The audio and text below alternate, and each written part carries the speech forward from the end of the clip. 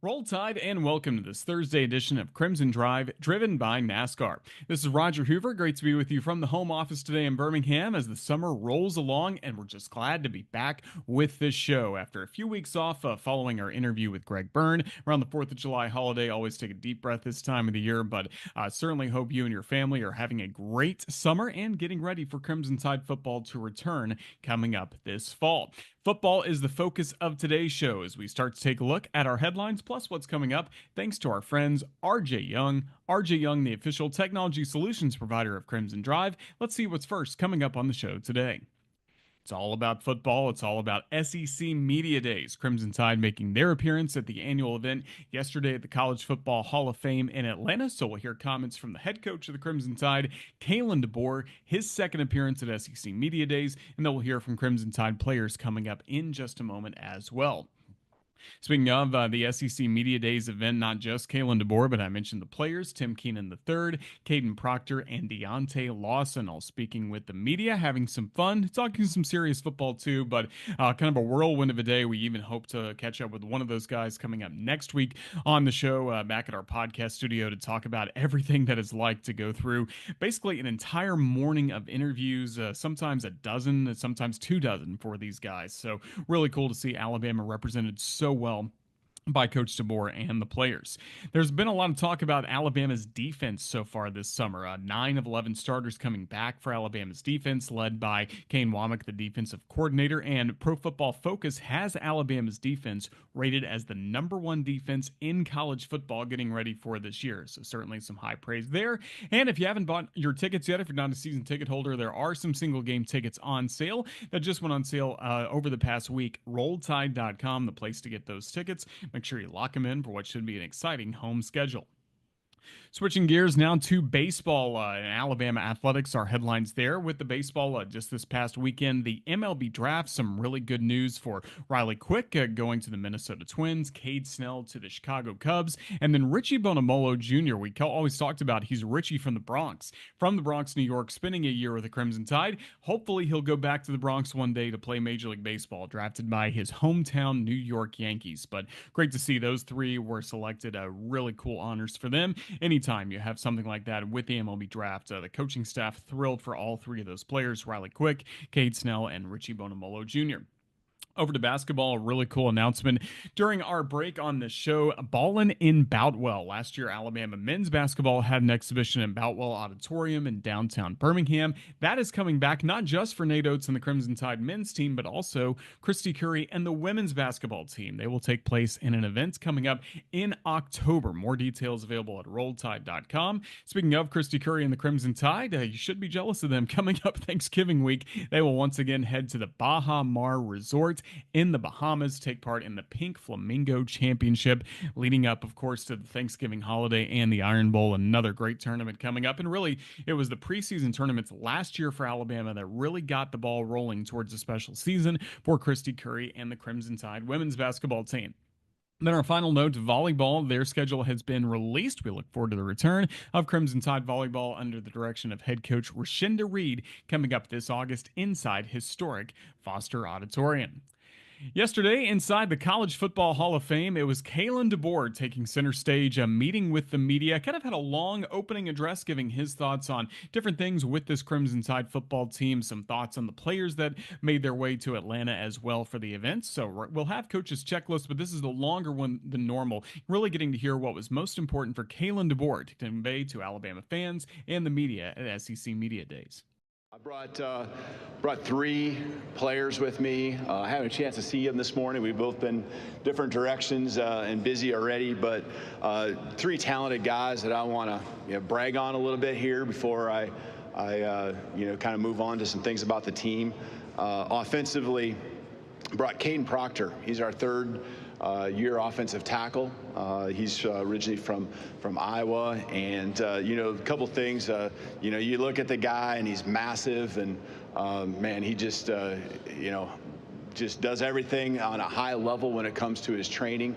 But the thing I'm going to tell you about this guy that's impressive to me as well is that by the end of this season, here in December, he will have his degree. So if you do the math on that, 3 years getting your degree, even a semester in there where he transferred, and that gets harder to do when you do that.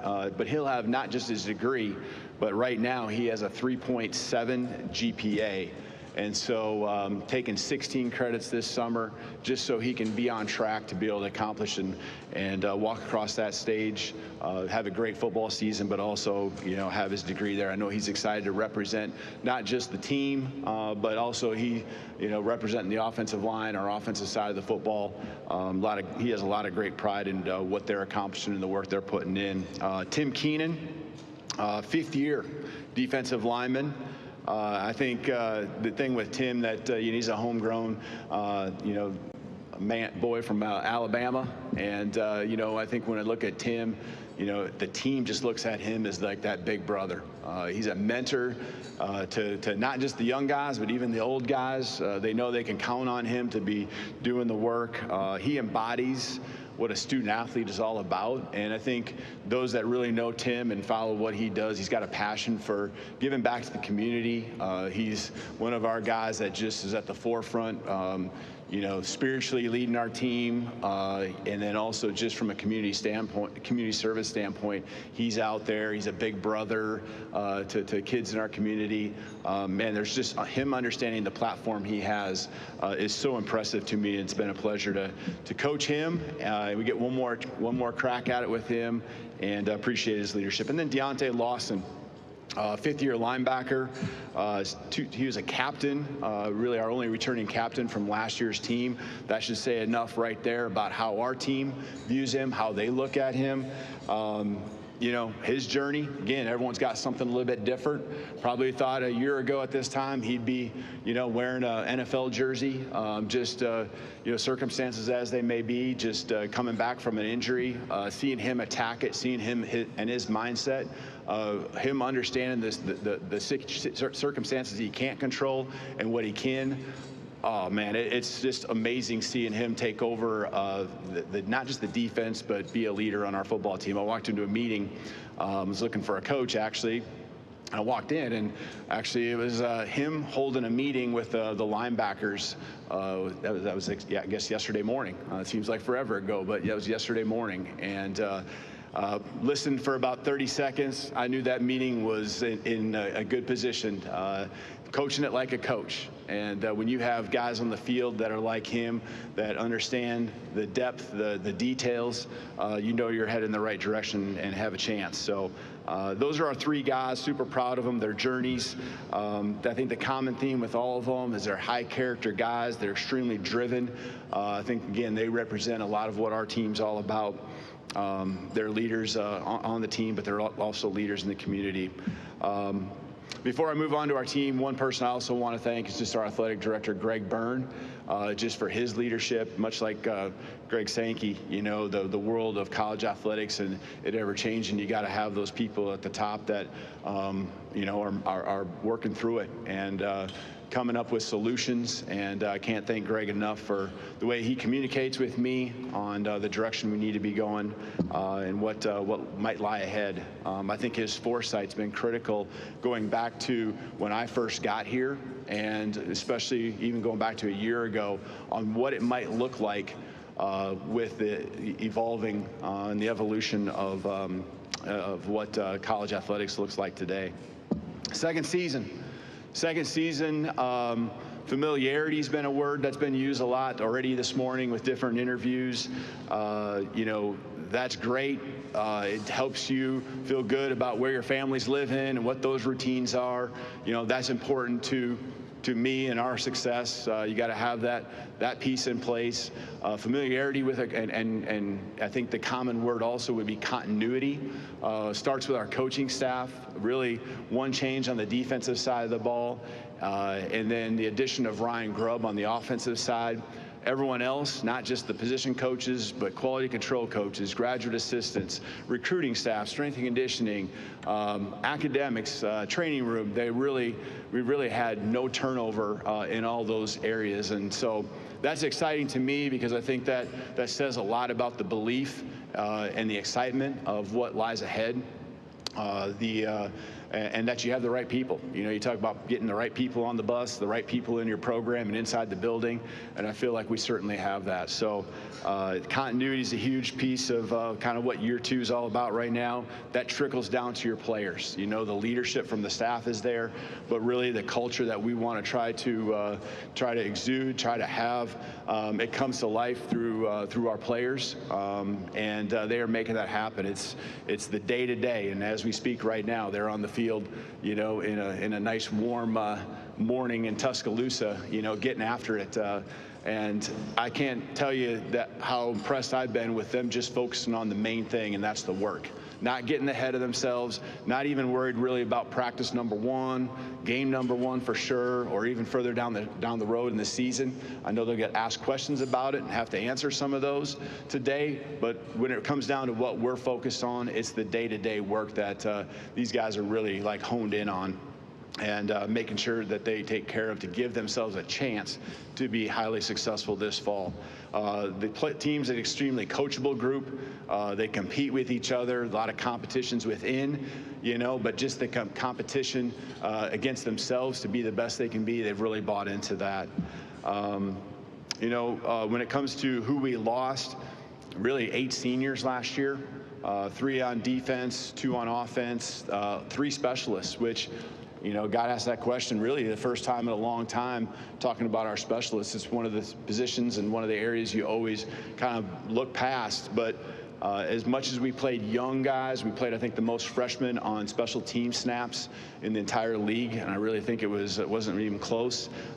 There was also 3 specialists, punter, kicker, and long snapper, that were mainstays in the program for quite some time, or had a lot of experience playing at a high level. So we replaced all of those guys, and that would probably be something that we really gotta work through, and got a confidence and belief in the guys that are in our program that they'll step up. So, you know, we're right at about 17 seniors, so that's double what we had a year ago. We did lose the 3 guys to early outs in the NFL with Jalen Milroe, Tyler Booker, and Jahad Campbell, deservingly so. Those guys getting their opportunities to go make the most of it at the next level. So experience, and I think really when it comes down to where do you want to improve, where do you need to get better, it's reps. You know, all of us get better at our jobs by taking more reps. You know, myself as a head coach at this place here at Alabama, you guys in your roles, our players, and then it's reps together. And so again, familiarity, continuity, repetitions.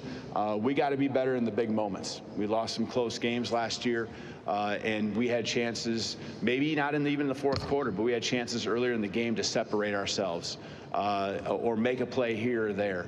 And you know, whether it was the belief or whether it was the confidence, a lot of that just comes through repetitions. And so we've really had a great offseason, understanding where we fell short, why we fell short, not just the what and the how, but the why. And I'm excited about our guys, you know, taking those next steps, understanding when we get in those moments this year, those critical times, how to come through and make the play that's necessary to go win football games. We were undefeated at home, but we also struggled on the road. And we start this year on the road and go to Florida State, and we know that, you know, they're going to have something to prove as well. And so that's going to be, you know, a great environment to get tested early on. And so, you know, we don't need to look anything beyond that as far as our preparation or what might lie, because none of it matters unless we take care of business and do what we're doing, being our best in that week 1 game against Florida State. But being on the road and playing better on the road is certainly got to be a point that that happens, you know, this year in our football program. You know, defensively, a lot of returners coming back. We excelled when it came to taking the football away. I think we're in the top 4 or 5 in the country there. really the most takeaways that I think 28 was the number in the program going back 7-8 years ago. And when it came to yards per play and all that, it's all great stuff. But the key for our defense is get off the football field. And as the season went along, we did a better job of that early on. There were some times where we could have been better. And those led to games that came close. Those led to games that we maybe fell short. Offensively, I think it's just consistency. It's consistency in all areas. We want to have the ability to be balanced. It doesn't mean that the statistics look equal when the game's over or the season's done, but the ability to run the football when someone's taking the pass game and vice versa, when the opposite happens. So I think, more and more pieces coming together, the development of players at all positions. I'm excited about what we have there. An offensive line is where it really starts. Really 6 guys that are strongly in the rotation with a lot of others that are up and coming and developing quickly that I could see, competing for spots as the season goes along as well. When it comes to overall as a program, physicality is the name of the game. When it comes to playing football, you wear the pads for a reason, right? And so physicality, that comes through the work to build your body. But that also comes through, toughness mentally as well. So I love, again, the work is what we're focused on right now. The main thing, keeping it that. I love the mindset. Doesn't guarantee anything, but it gives you a great chance. So excited about 2 weeks from today. At this very moment, I think we'll be on the football field practicing practice 1. So it's come on fast. Media days usually represents that type of kickoff and signifies that we're here. And so I'm excited to get the ball rolling. Really got 3 guys that have taken all the snaps, not a majority, but all of them. Ty Simpson, Austin Mack, and Keelan Russell, and that's really by age and years of experience is kind of where it starts. We did make it known after the end of the spring that if we played a game at that point, and it really wouldn't have changed even at this point because there's nothing that's happened as far as practicing. Ty Simpson would be the guy that would take the first snaps and be our starter. Challenged all of them at that time that they have to continue to take the strides. They got to continue in their own ways, improve. They've really, I know, worked hard to do that. And excited to see that progress 2 weeks from today. But they have the tools. Ty, throws a catchable ball. He's smart. He's been in, college football now. Is going year 4. He's seen the ups and downs. He's got great relationships with the team. He's a leader that way. He's really owned things, I think, on another level. And then, Austin Mack. I mean, if he walked in here, the guy's 6'6", 230, 235. He's got a presence about him, and that carries over to how he throws the football. Really took his most meaningful snaps in college this spring, working with the 1s and 2s. And then Keelan Russell, you would never have guessed that he's I guess a lot of guys would be graduating from high school here about a month ago. Really a high school senior, early enrollee that came in and just learning the system, learning college football, has taken these huge strides in the course of the spring. And now, again, getting that install over and over again in the summer and going into the fall, I'm confident he's going to make big jumps as well. So those are the 3. Kind of told you if we played today where it would be, but all 3 of them have the potential to do some really big things in our offense. And I think a lot of it has to do with what's around them as well.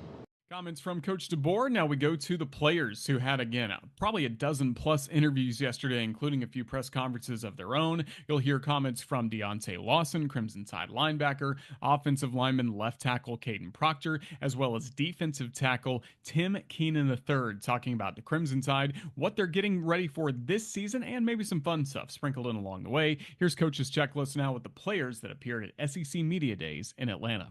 I think we just all have to be bought in. I think that started right when the bowl game ended, and we just all had to come together. I think being year 1 and Coach Wool's system, we had our bumps and bruises that we had to go through throughout the season, and we just had to get more reps. I think as the season progressed, we were able to get better from it, and I'm very excited for for our defense this year, and you know, I feel like we have more guys that knows Coach Wool's system, and you know, we know the rep. I mean, we know the scheme. Now it's all about honing in on what the offense do, so we're able to anticipate at the highest level and, you know, fly around. Deontay, when you got hurt in that Oklahoma game, many people thought that was it for your college career. Why did you decide to return to Tuscaloosa, and how difficult or not difficult of a decision was that for you?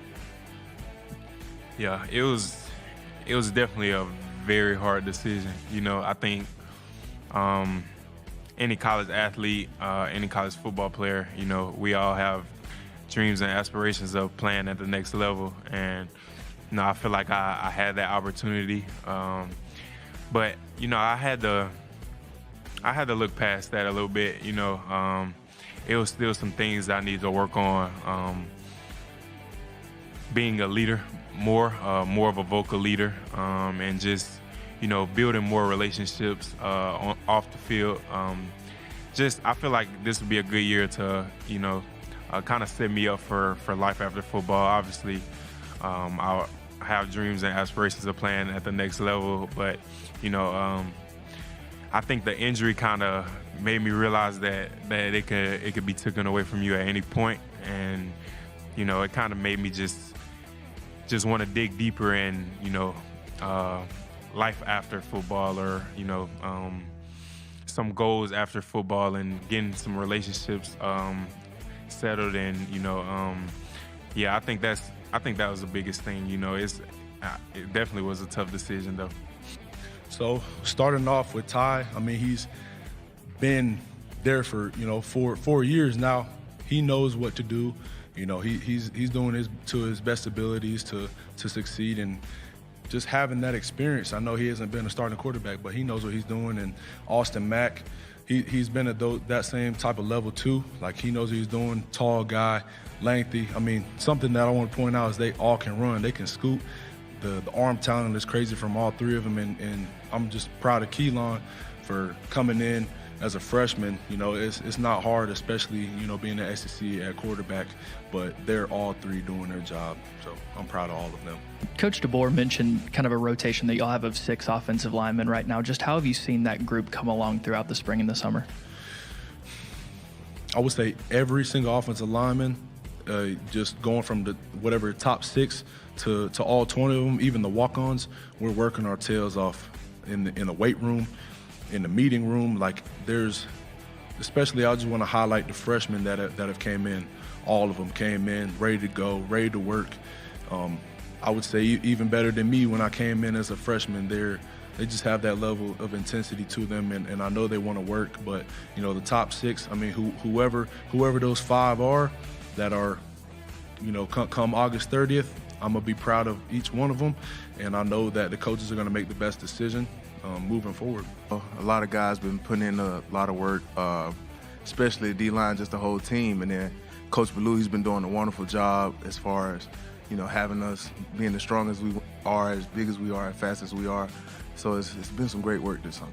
I spoke with your dad a moment ago. He talked about how proud he is of you and how much he wanted you to play here for Alabama. To be sitting here as a player and a leader, a representative of the Tide, what does that mean? How motivated are you to lead this new charge at Alabama?